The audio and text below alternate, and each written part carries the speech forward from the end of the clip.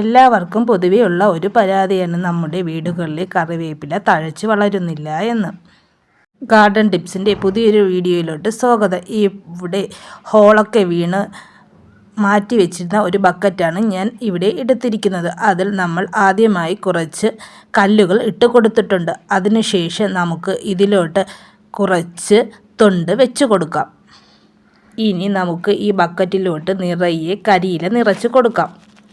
നമ്മൾ കരിയിലേക്ക് നിറച്ച് കൊടുക്കുമ്പോൾ അതിൽ പ്ലാസ്റ്റിക്കൊക്കെ ഉണ്ടെങ്കിൽ അതൊക്കെ എടുത്തു മാറ്റിയതിന് ശേഷം ഇതിൽ നിറച്ച് കൊടുക്കുക. ഇനി അതിലോട്ട് കുറച്ച് ചാണകപ്പൊടിയാണ് അടുത്തതായി ഞാൻ ഇട്ട് കൊടുക്കുന്നത്. ഇനി അതിൻ്റെ മുകളിലായി നമ്മുടെ വീട്ടിലുണ്ടാക്കിയ കുറച്ച് കമ്പോസ്റ്റും കുറച്ച് മണ്ണും കൂടി ഇട്ട് കൊടുക്കാം. നമ്മൾ നേരത്തെ കാണിച്ച കറിവേപ്പില തറയിൽ നിൽക്കുന്നതാണ്. അതിൻ്റെ ചുവട്ടിൽ തന്നെ നിന്ന ഒരു കറിവേപ്പില നമ്മൾ പുഴുതെടുക്കുന്നു. ഇതാണ് നമ്മുടെ തറയിൽ നിൽക്കുന്ന കറിവേപ്പ്.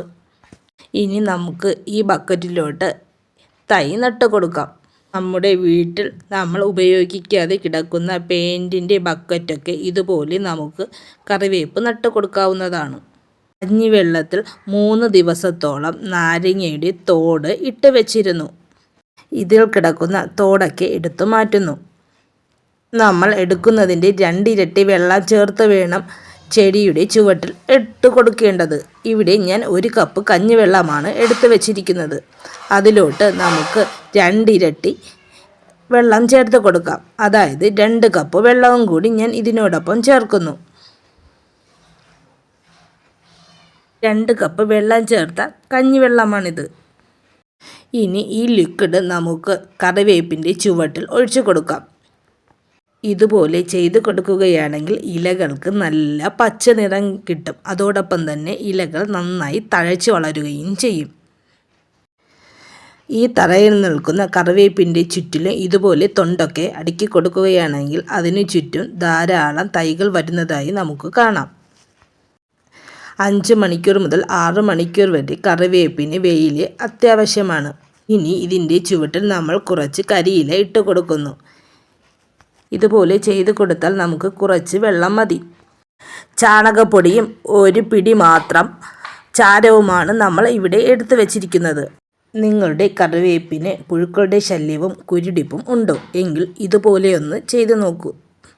കറിവേപ്പിൻ്റെ ചുവട് നന്നായി ഇളക്കുക. അതിനുശേഷം ഈ ചാണകവും ചാരവും കൂടി മിക്സ് ചെയ്ത് ഇതിൻ്റെ ചുവട്ടിൽ ഇട്ട് കൊടുക്കുക.